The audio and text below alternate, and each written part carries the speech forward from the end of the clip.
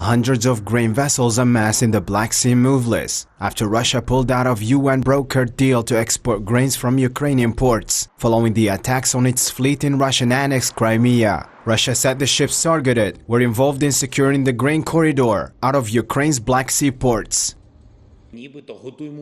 In his evening speech, Ukrainian President Volodymyr Zelensky said that more than 2 million tons of food are currently stranded in the sea and accused Moscow of planning for it in advance.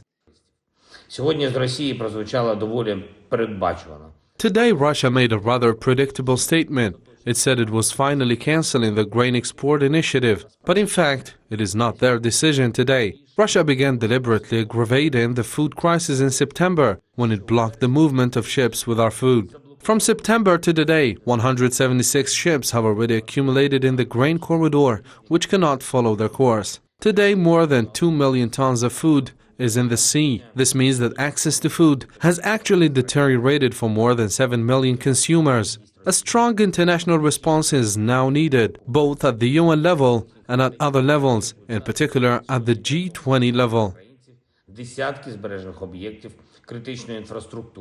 The United Nations is in contact with Russian authorities about the situation. The European Union and the United States called on Russia to reverse its decision, saying the move could weaken efforts to ease global food crisis. Moscow had repeatedly said there are serious problems with the deal before its end on November 19th. Russia's ambassador to Washington responded, saying the US response was offensive and made false claims about Moscow's move. The deal, which unblocked Black Sea ports, has allowed Ukraine to export around 9 million tons of agricultural cargo so far. However, Russia's departure from the grain deal marks another development in the 8-month conflict.